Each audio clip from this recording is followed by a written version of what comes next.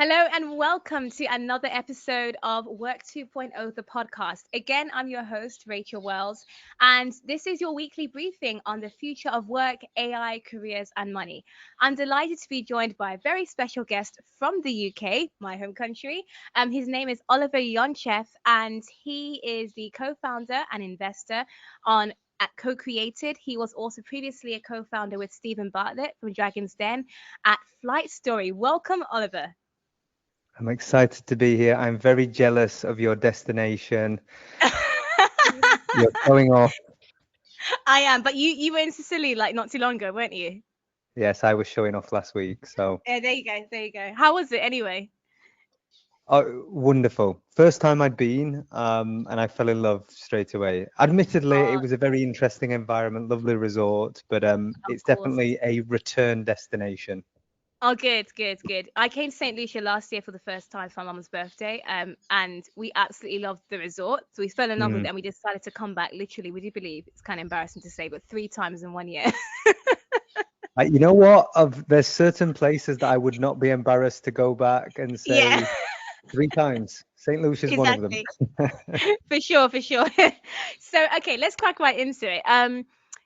You're a co-founder. You've got a lot of startup experience, and you Mhm. mentor and help entrepreneurs when it comes to their startups. So the questions today are really geared around obviously AI. Everything's AI Mhm. focused at the moment, and I know you've got a strong background and focus even when it comes to looking at your LinkedIn, where you talk a lot about marketing and marketing campaigns Mhm. and things of that nature. So I just want to dive straight into it. Our listeners obviously are people who are entrepreneurs or Mhm. want to be entrepreneurs because I work Mhm. with a lot of freelancers. And obviously everyone wants to be an entrepreneur. The whole idea of having your own Mhm. business, being your own boss, everyone wants to be a founder. What do you think is one big time misconception about entrepreneurship right now? I'm going to give you two. I'm going to say for all the freelancers listening, one of my bugbears is when people say, "Do you have a business?" You go, "I'm a freelancer." Um, I think that is somewhat self-fulfilling. Being a freelancer is 100% a business. It's Yeah. independence. It comes with all the jeopardy and risk. It comes also with all the reward of taking risk and pursuing independence, and doing difficult things. So I think that's one opinion I have. The second is, when it comes to entrepreneurship, it is often glamorized. There are, Mm, like most things, there are trade-offs. Many yes. trade-offs come with entrepreneurship. Entrepreneurship is audacious, to believe you can create value from nothing, that you can start something and succeed in a very competitive landscape. And that comes at a cost. If you think that entrepreneurship is going to provide you absolute freedom, it's not. You are Mm, at the mercy of your partners, your suppliers, your teams, your investors, anyone you're involved in. So I think if your pursuit is freedom and balance, I wouldn't suggest entrepreneurship. However, if your pursuit is to get deep fulfillment and take on a challenge that is something that can give you deep fuel and mm, propel your life forward in a meaningful way, then entrepreneurship is a worthy pursuit. And I will give you a slightly more macro view. There is many positives coming out of the AI revolution. mm, One big mm. positive is that small teams, independents, now have so many advantages. You have Yes. this suite of tools that act as productivity hacks that now can aid you in so many ways, fill in so many skill gaps, and that is a wonderful thing. You are not Mm, encumbered by scale. Being big, laborious, is difficult, it's hard to take risks, it's hard to innovate. right. So there are many advantages to starting, and I don't think there's a better time to start anything than today. However, what I will say is because of all this innovation and because I think professional services and white collar work is going to shift radically, I also believe there will be a huge amount of displacement, large organizations getting smaller, and as a consequence of that, traditional career paths I don't think will exist in the same form. The paths that maybe we walked early in our careers may not be there, which Right. will force a lot of people into choosing an independent path. And I think you have a Mm, choice. You can either see that as a negative thing or you can see it as an opportunity. And I would rather see it as an opportunity. For sure, for sure. I mean, you know, I read a report that said over the past 2 years, freelance hiring has jumped by 260%. I thought, wow. Mm. And mind you, within the past 2 years, AI has also been it's been a huge AI revolution. So in sync with that, employers are having a lot of layoffs. But the upside is while they're laying off permanent employees, they're hiring freelancers, contract Yep. employees, if you will. So that's definitely a good positive. And when you say about, you mentioned about how if you're in pursuit of freedom and working for yourself, entrepreneurship is not the way to go. It reminds me of last week I was co-hosting a webinar at Flex Jobs, and I put a poll out there and I said, freelancing is working for yourself, true or false? And as you can imagine, a lot of people say, yeah, it is working for yourself. So no, that's false, because you're really, like you said, at the mercy of your clients, your partners, Everyone. exactly, even Everyone. more than if you're an employee. So you've really got to have the right expectations when you're going into entrepreneurship. And along the line of expectations, when it comes to branding and marketing, what do you think is the biggest branding lie that people still believe? And what do people need to know instead? There are many of them. So one of them is these arbitrary barriers we create. So a lot of freelancers will work in B2B, some will work in kind of consumer businesses. The reality is there's no such thing as B2B marketing and there's no such thing as consumer. It's all marketing. You're always selling to a person. Right. Downstream of whatever you're trying to communicate is a person. What you do have, I think, in terms of falsehoods, and I'll start with B2B because I spend a lot more time now focusing on B2B. A lot of the B2B industry is anchored on things that you can attribute. So that's content that you can measure, activity that you can measure. However, often what's overlooked is brand activity.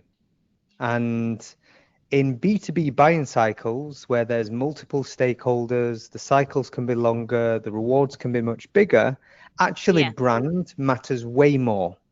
Like Mm. way, way more. There's an old adage that used to say, you'll never get fired for hiring IBM. And what that basically means is, when you have a safe institution, which is fundamentally a brand is trust, you won't get Yes. fired for making that decision. And I think that's very symbolic of B2B. And what you are seeing is this emergence of, more adaptive B2B brands act like consumer brands. They now have a personality online. They now Mm. focus on employee advocacy. They're now working with linked influencers. They're thinking a lot more creatively. So we are seeing a shift, but the biggest bugbear I see in marketing is often these arbitrary lines we create. The second one I'll touch on is this idea of kind of like vibe marketing. I'm not a big Okay. fan of vibe marketing because Can you marketing break is that pretty, down for our audience, for those who may not understand what yeah. that is? Well, you may have heard, there's a term getting thrown around that originated from the word vibe coding. And there are Okay. now a whole host of tools that allow you with natural language to put in a prompt, I would like to create an app like Uber. And it'll go create you an app like Uber. These are replets, these are lovable, Right. these are cursors, these are coding agents. Off the Got it. back of that, we've also seen another movement that happened in marketing. A lot of e-com businesses will say, we can now vibe market. So that's me using image generators and video generators to create content and help me. And Mm. they say it's vibe because it's not as, you're turning things around faster. It's not perfect. You put it out into the world. And there are merits to that philosophy. The reason I don't like it, though, is what it does is it breeds a culture of people producing mediocre work. The It reality is, does. Yeah. the reality is you do not need 10,000 of anything. When someone says to you, we need to do like 10,000 different ads that might work in this capacity and this capacity, it's all absolute nonsense. You need one great ad. And all Right. of that energy, resource, mindset, thought that goes into creating 1,000 of anything is an absolute waste of time. That isn't Mm. to say you don't measure what you do. It isn't to say you don't test and reiterate. But I think those things get conflated when you go, I want to test stuff, but ultimately you should create great things. So I'm not a fan of this idea of Mm. flippantly doing vibe marketing. I think marketing should be intentional.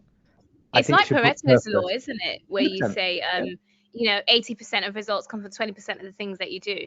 And speaking of which, what do you think about, YouTube obviously recently announced that they're really cutting down on AI generated content on YouTube. They're not going to be paying creators for AI generated videos. I'm Obviously, your thoughts on that? Yeah, look, first and foremost, I applauded it. When I first read it, I go, thank Yes. God that hopefully we'll Yes. see less garbage in our feed. However, I'm conflicted, and I'll say I'm conflicted why? Because remove the technology. Mm, Fundamentally, algorithms serve us things that we want to see, whether we like to admit it or not. And the reality is, if AI generated content is worthy of my attention, is keeping me hooked, then why should I penalize that endeavor or that art? mm, What I am probably against, and they've kind of demonetized it, which I understand. I don't know how I feel about that because I think it's just another form of creative expression. Right now, we right. do not have AI that's just creating things independently in the wild. What we have done is empowered people with these tools that allow them to use their imagination and Mm, potentially create wonderful works at a very low cost. We've lowered the mm, barrier of creativity. And for me, I go, why should you penalize AI artists, people that, and often these are people that are extremely creative and now they've got these tools that can really unlock that potential. I don't yes. know why we should penalize them. And then the last point I will make is the definition of AI is fugazi, meaning if I use a filter on my face, that is using some form of technology to True. manipulate an image. True. Are we talking about purely AI generated content versus Mm, AI influence? Because again, we're using AI wow. in everything. So I think Right.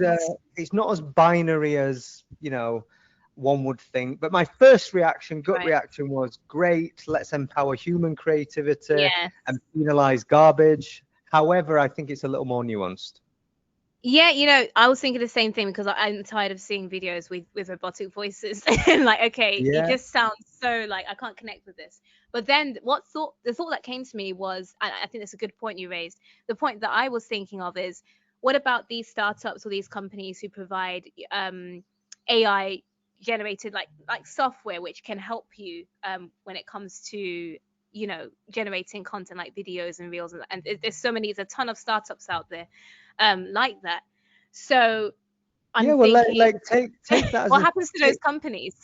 look, take that thread and go, imagine someone who um, is not very confident with oral and verbal communication, but yet they've Mm, got a wonderful imagination and they're an incredible storyteller. They're now, for a $20 a month app, they can now create an yeah, avatar that allows right. them to express themselves through video that they weren't previously able to do. So I don't necessarily think it's a bad thing. Yeah. Technology is neither good nor bad. What I Mm, do think is with any profound technology, you have a how shadow, you use you it. have a series of Yeah. unintended consequences. So, Yeah. in empowering anyone around the world to create creative works, videos, lots of content, that means that a lot of people will do lazy, redundant, mediocre content. So, we'll see more of that in the world.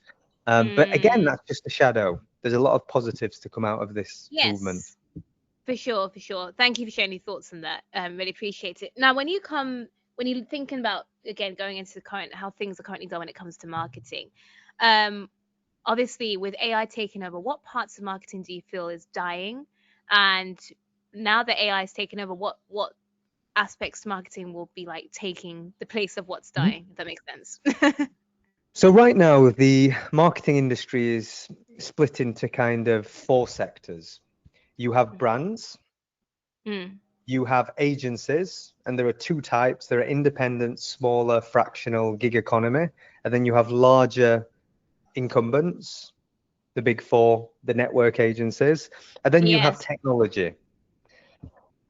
What I would say is happening right now, I think the SME layer or the entry level marketing layer is going to disappear. Mm, Mediocre is free for everyone. So yes, if of you course. are a small business, you should work probably with a freelancer and empower your internal teams with technology. You shouldn't go hire a mediocre agency. Where I Mm, do think there is merit is for great work and mastery. So mm-hmm. I think the top tier, the consultative layer, the tastemakers, people that are Yes. deeply in tune with culture and how to connect stories to the world around Yes. them, I think there's Yes. space for those people. The But a lot of strategy the, level.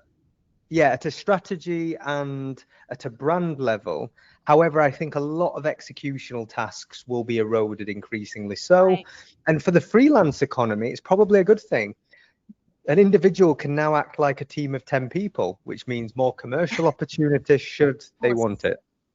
Yes, yeah, I think you're right. I saw a news article last week because I'm always writing about this on Forbes, and a news article was saying that AI is effectively erasing entry-level jobs, and that was a concern because, Brilliant. you know, Yes. where do you have the talent pipeline from graduation to Yeah. just jump straight into strategy? So that is something that we're grappling with, but at the same time, it makes you think, well, no one it can afford to be mediocre in their careers. You know, a lot of people are comfortable in their jobs, like just doing the Yeah. same thing for years, but now AI has forced you to think, to have a growth mindset and to think, 100%. okay, I need to move from just being basic and doing basic stuff to actually thinking at a higher level, at a leadership level, even if I'm not leading a team, but Mm, actually thinking like a leader. And it's something that we've needed to do for years, but now it's like AI has pushed us in that direction where we have to develop advanced skills so that we can perfect ourselves in our roles.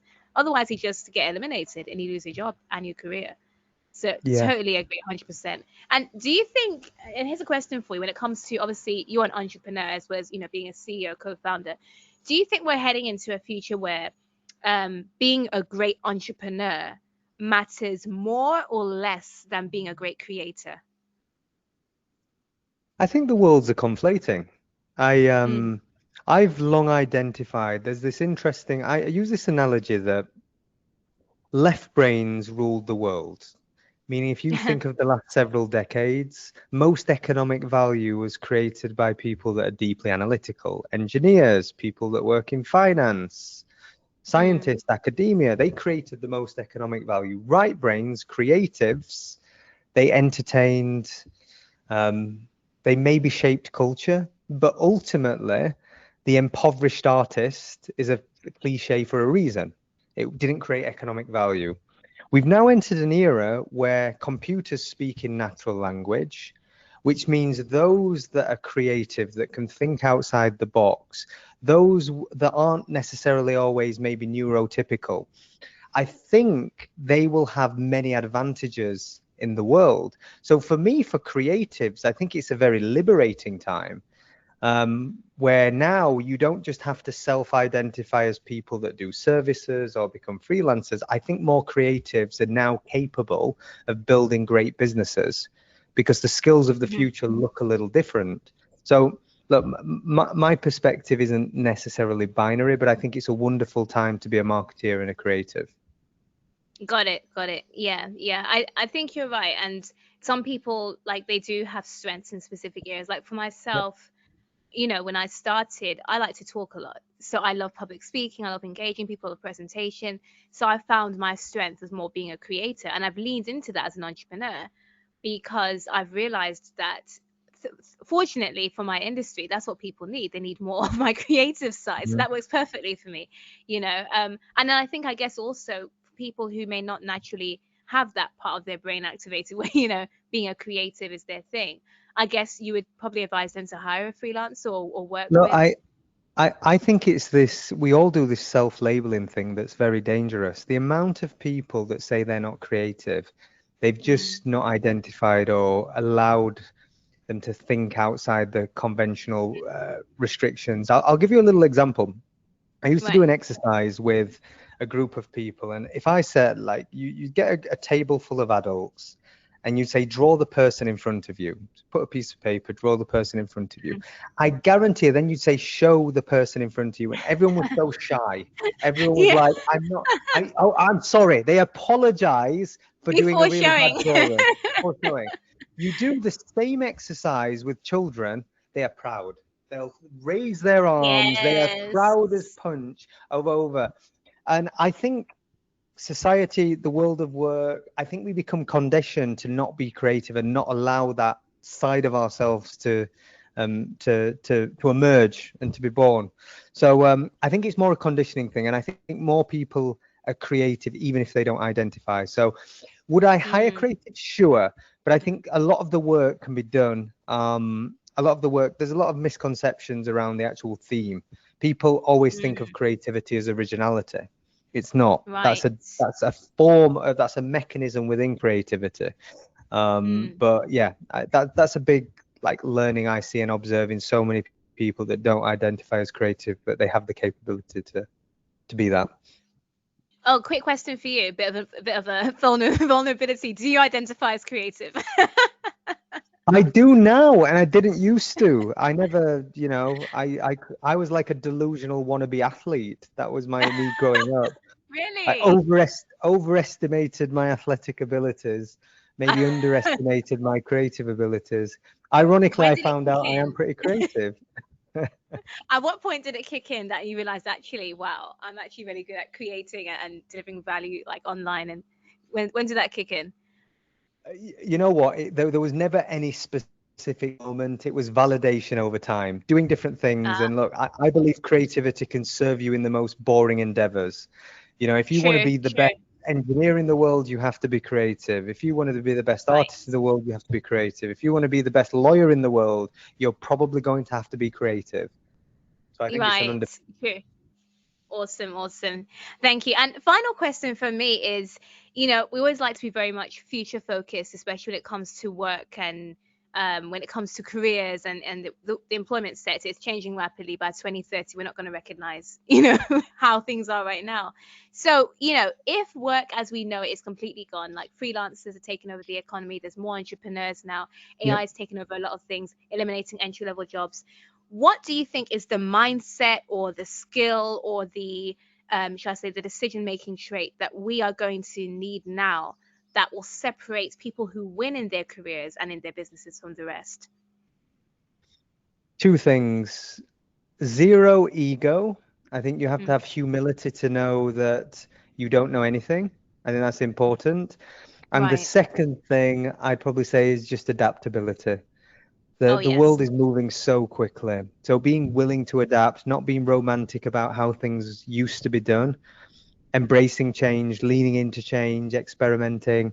I think these are all the traits and characteristics that will serve you in the future. Oh yes, 100%. And I agree with you because a recent Forbes article I wrote, I was talking about the World Economic Forum and their future of jobs and the skills report. And consistently, adaptability and resilience is always like either number one or in the top five Mm. for the past few years, as well as this year. So you are totally right, Oliver. Thank you so much for lending your time with us today at the Work 2.0 podcast. Really appreciate your this interview and you sharing your nuggets of wisdom with us today. Yeah, lovely speaking with you. Brilliant. And for those of you who this is your first time watching or listening to this podcast episode, you can tune in on Apple, Spotify, or wherever you find your podcasts. Feel free to rate this interview, this particular episode, as well as leave a comment, share your thoughts, share this episode, and share the podcast with your coworkers, with your friends. You don't need to be afraid or worried about the future of work because everything you need to know is right here on the Work 2.0 podcast. I will see you in the next episode next Monday. Take care.